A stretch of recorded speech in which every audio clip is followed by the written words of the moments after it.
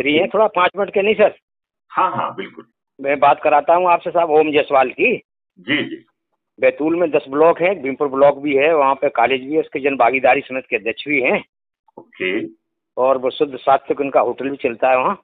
अच्छा। और बहुत ही ऊर्जावान आदमी है, यंग है, अभी 40-42 साल के। ओके। इनको मैंने आपके बारे में पूरा बताया है। उनका पूरा नाम क्या है जायसवाल जी का? इनका नाम है ओम प्रकाश जायसवाल।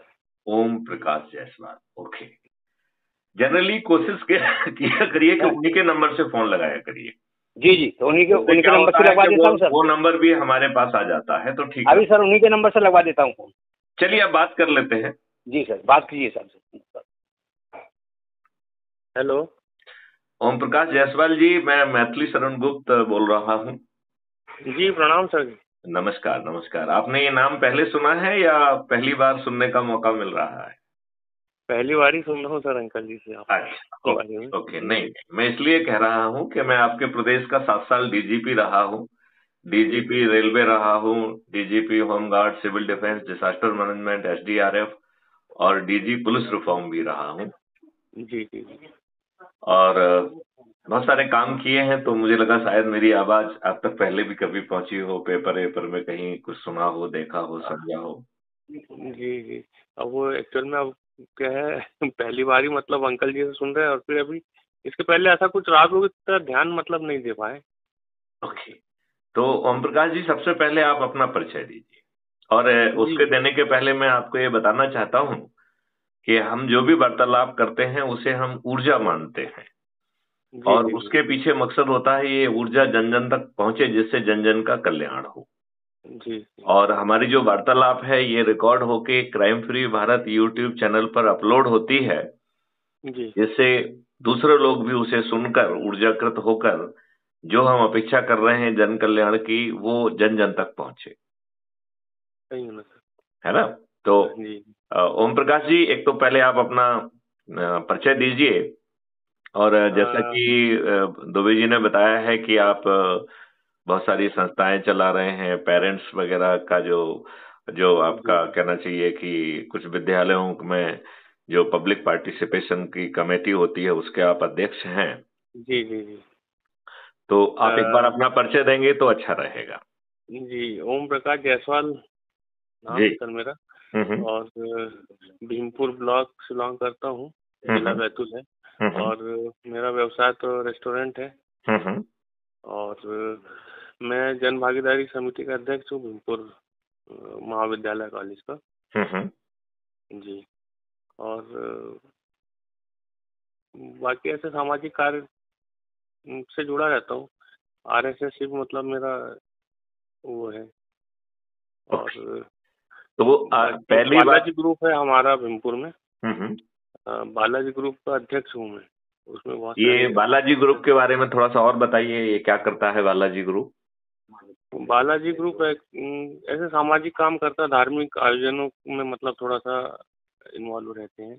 और ओके। बाकी जैसे अभी कोरोना के तो समय में इनका क्या काफी आपने कोई व्हाट्सएप ग्रुप वगैरह बनाया हुआ है? ऐसा ग्रुप तो नहीं सर। अब कुछ लोग जुड़े हैं हम लोग, मतलब ऐसा लड़के लड़के लोग हैं, मैं तो ऐसा आपको मतलब कभी सलाह कभार दूंगा। ऐसा। मैं आपको जी सलाह जी दूंगा कि जो भी आपके एक आप कार्रवाई कर रहे हैं, चाहे जन भागीदारी की हो, चाहे आपके जी बालाजी का वो हो, इसका एक जी ग्रुप बना लीजिए, तो जो सूचना का आदान प्रदान है वो बहुत प्रभावी ढंग से हो पाएगा। जी आपको कभी भी अपनी बात अपने लोगों तक पहुंचाना है तो उसमें आपको संघर्ष कम करना पड़ेगा। जी जी जी। आपको उन लोगों से सुझाव भी मिल पाएंगे। अब जिस हाँ मुद्दे सर। की बात के लिए हमारे बिमल जी आपके पास पहुंचे हैं, जी जी जी तो एक बहुत ही बेसिक क्वेश्चन मैं पूछता हूं, क्योंकि वो इस बात की पात्रता निर्धारित करता है कि हमें बातचीत आगे करना है कि नहीं करना है। जी क्योंकि बातचीत हम तभी आगे करते हैं जब सामने वाले के दिल में ये इच्छा हो कि उसे जी अपने लिए और अपने बच्चों के लिए अच्छा भारत चाहिए। यदि वो जी ये संकल्प और शपथ लेता है, तभी जी मैं बातचीत को फिर आगे बढ़ाता हूं। तो जी क्या जी। आपको अपने बच्चों के लिए, खुद के लिए, अपने समाज के लिए और जो लोग भी आपसे जुड़े हुए हैं उनके जी लिए, क्या आपको अच्छा भारत चाहिए? हाँ, ये तो बिल्कुल सही है। वो तो सब मतलब हमारी क्या, सब लोगों की इच्छा है। नहीं, अभी आप दूसरों की हमारा छोड़िए, तो आप अभी अपनी बात करिए, आप अपनी जी, बात मैं तो करिए। खुद भी मतलब इन चीज़ों मतलब ऐसा है कि भाई अब आरएसएस से जुड़ा हूँ तो आप समझ ही सकते हो ये सब चीज़ें के लिए। देखो, आरएसएस ने कि भाजपा पार्टी जो है अभी दो, अब तीसरा काल उसका अभी है, और उसके पहले भी वो अ, लगभग 1.5 टेनवर रह चुकी है। एक जी 13 दिन का, एक 13 महीने का, और एक पूरा टेनवर जिसमें अटल बिहारी वाजपेयी जो है प्रधानमंत्री थे। और जी अब जी नए तीसरे टेनवर में माननीय मोदी जी प्रधानमंत्री हैं। जी जी जी। तो क्या आरएसएस जो जिसके लिए जी रही है, जिसके लिए ये बनी है, क्या इतना मौका मिलने के बावजूद भी क्या वो चीजें जमीन पर उतर पाई हैं? क्या मानना है वो आपका? वैसे तो सर एक्चुअल में मेन चीज़ तो ये है कि अब वो जो अपनी जो लोग हैं वो इन सब चीज़ों को इग्नोर कर रहे हैं, और ये मतलब हाँ। देखो जहाँ तक जाना चाहिए वो जगह तक तो नहीं पहुँच पाए, लेकिन फिर भी एक प्रयास तो है कि हम लोग मतलब जैसे ग्रामीण क्षेत्रों में रहते हैं, बहुत बैकवर्ड एरिया है, लेकिन हम लोग मतलब जितनी भी जहाँ जहाँ भी हम लोगों ने वो कराए हैं मतलब लोगों को जोड़ने का प्रयास किया है, और लोग जुड़ रहे हैं, लेकिन कुछ लोग ऐसे हैं कि कुछ संगठन ऐसे हैं कि मतलब वो अपने अपोज में अपनी जैसे हमारे इधर अभी एक जैसे संगठन एक नया वो हुआ है, और वो पूरा आदिवासियों का है और पूरा हमारा आदिवासी बेल्ट है। अब उन लोगों के बीच में मतलब हमारे हम जिस हिसाब से समझा रहे हैं उनका समझ में नहीं आ रहा, लेकिन जैस वाले जो समझाते हैं उनकी बात करते हैं तो उनको ऐसा लगता है कि भाई चलो ये हमारी बात कर रहे हैं, लेकिन वो क्या है चंद मतलब स्वार्थ की वजह से मतलब वो कर रहे हैं, लेकिन अब उनको समझ में नहीं आ रहा है, लेकिन हम तो प्रयास कर रहे हैं हमारा, लेकिन अब फिर आ, भी। देखिए ओम प्रकाश जी, मैं आपको ये कहना चाहता हूँ कि जी आपका सोच कुछ भी बना रहे, आपका जी चिंतन कुछ भी बना रहे, आपकी जी कार्रवाइयां और क्रियाकलाप कुछ भी बना रहे, जी इनमें हम किसी तरीके का कोई बदलाव नहीं चाहते हैं। जी। सिर्फ एक प्रश्न पूछ रहे हैं कि क्या आपको अच्छा भारत चाहिए, अपने लिए हाँ चाहिए सर, चाहिए? ये तो चाहिए। ये बात आप संकल्प और शपथ के साथ कह रहे हैं? हाँ ठीक है, बिल्कुल अच्छा, हम इसके लिए संकल्प। जो है आप दुबे जी से कहिएगा कि ये जी आपको कुछ डॉक्यूमेंट देंगे जिसमें अच्छा। 21 महालक्ष्य हैं और 5 मौलिक अधिकार हैं। उनको जी पढ़ने के बाद यदि आपको लगता है कि कोई चीज छूट गई है तो आप दोबारा मुझे फोन करिए।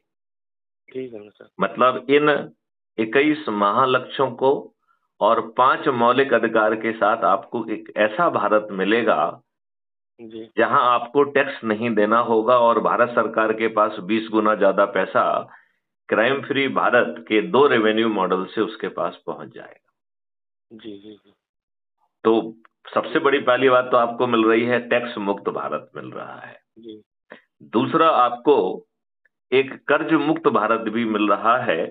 तो धन की आवश्यकता तो होती है। जी जी आज हम अपने रिश्तेदारों से, घर वालों से, बैंक से, कहीं से भी कर्ज लेते हैं, जी राइट? और विशेष तौर पे जब हम बैंक वगैरह से कर्ज लेते हैं और हम नहीं दे पाते हैं, तो वो जी हमारी जमीन कुर्की कर लेते हैं, और जिससे हमारी सामाजिक प्रतिष्ठा को भी काफी क्षति पहुंचती है। ये बात सही है कि नहीं है? जी बिल्कुल सही है सर। यदि मैं आपसे कहूं कि मैं हर व्यक्ति के 2 अकाउंट दे दूंगा, एक वो जो उसका अर्निंग अकाउंट है जहां वो कमाता है तो उसमें पैसा जाएगा, और जी दूसरा एक ऐसा अकाउंट जो आपको आवश्यकता पड़ने पर अपने आप धन दे दे, जिससे आपको धन ना मांगना पड़े, जी। तो फिर आपको कर्ज लेने की जरूरत पड़ेगी क्या? नहीं नहीं नहीं। और जब आपके अर्निंग अकाउंट में पैसा आएगा तो जी बैकएंड सिस्टम ऑटोमेटिकली आसान किस्तों में उसे आपसे काट लेगा, तो जी आपको कोई तनाव नहीं होगा। सही है सर। और यदि आप नहीं कमा पा रहे हैं तो सिस्टम आपके पास पहुंचेगा और समझेगा कि आपका शिक्षा क्या है, वर्तमान का हम्म। स्किल सेट क्या है, और जी आपसे चर्चा करके तय करेगा कि आपको किस तरफ से वो ले जाए, जिससे कि आपकी कमाई इतनी हो जाए कि आप समृद्ध और खुशहाल हो जाए।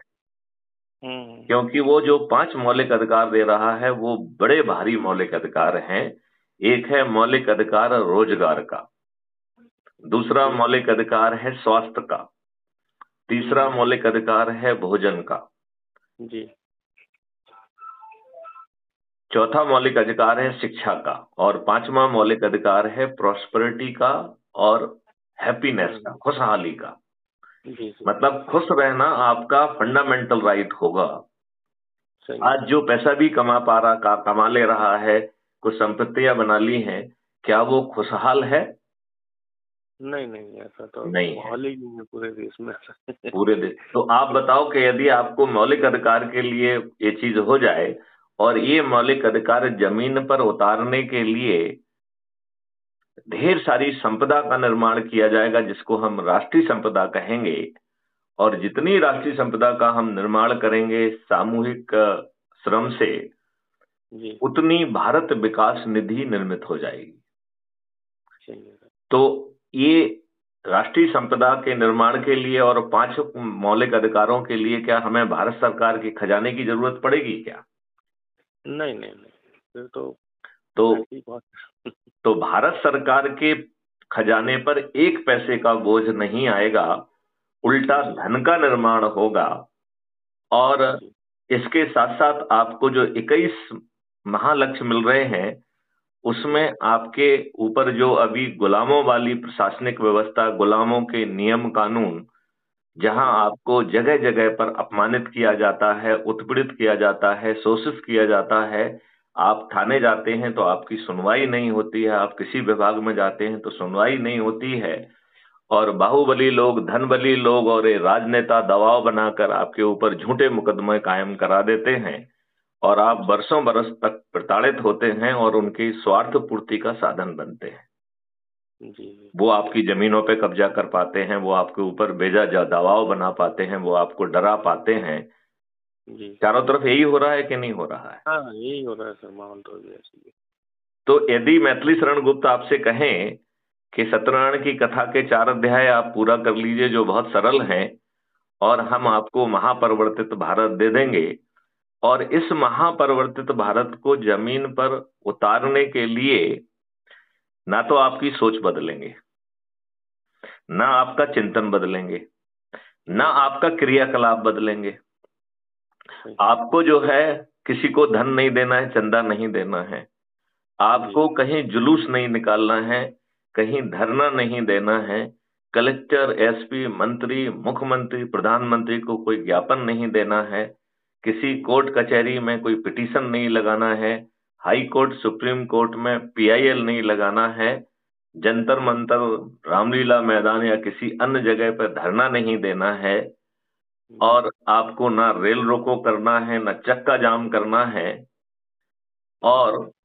संकल्प मात्र से और सत्यनारायण कथा के चाय जो का श्रवण करके और जो 4 अध्याय में छोटी 4 बातें बताई गई हैं, उनका अनुपालन करने से आपको महापरिवर्तित भारत मिल जाएगा, अच्छा भारत मिल जाएगा।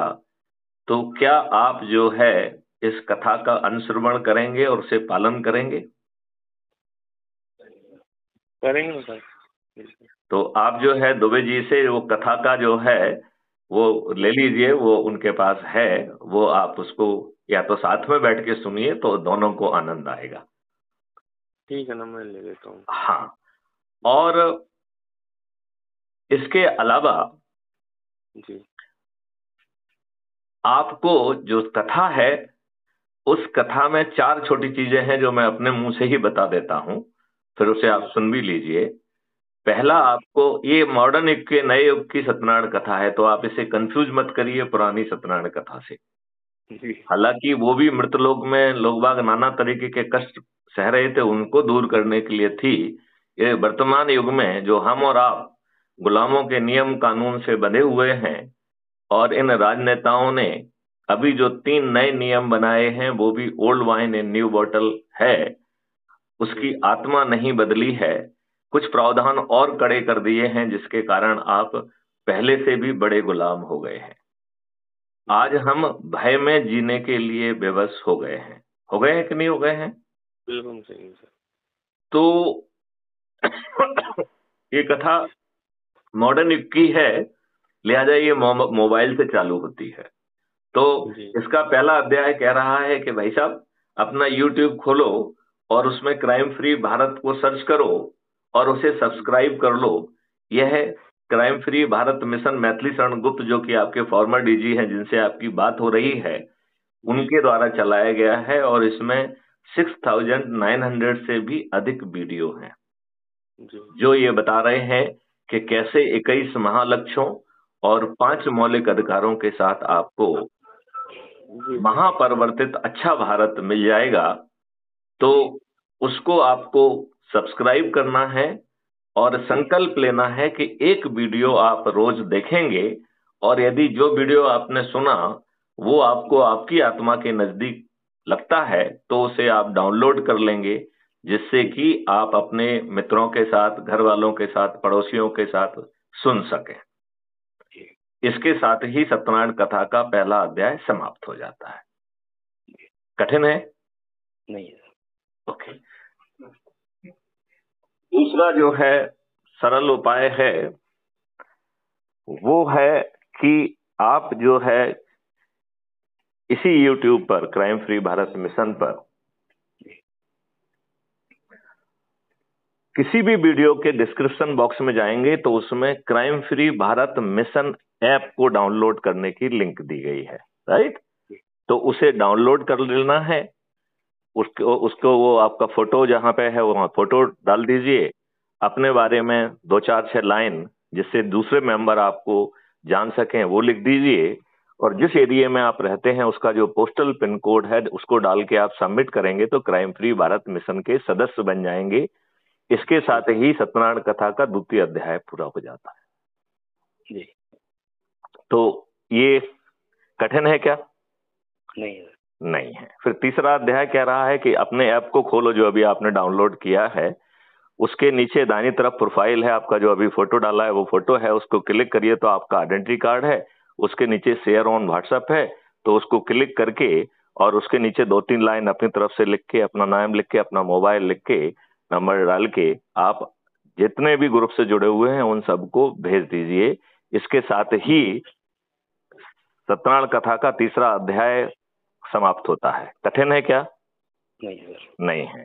फिर सत्यनारायण कथा का चौथा और अंतिम अध्याय कह रहा है कि आप 10 लोगों की सूची बनाइए जो आपके परिवार के सदस्य हों, आपके मित्र हों, आपके रिश्तेदार हों, आपके पड़ोसी हों, जो जिन संगठनों में, जैसे आप आरएसएस से जुड़े हुए, जिन संगठनों से आप जुड़े हुए हैं, इनके 10 लोग जिनमें ज्यादा ऊर्जा है, जो अपने लिए और अपने बच्चों के लिए अच्छा भारत लेने का संकल्प और शपथ लेते हैं, उनकी सूची बनाइए और उनको यदि संभव है तो एक जगह पे बुला लीजिए, नहीं तो फोन पे बात करके उन्हें संकल्प दिलाना है और शपथ दिलाना है और सत्यनारायण कथा के 4 अध्याय पूरे कराना है।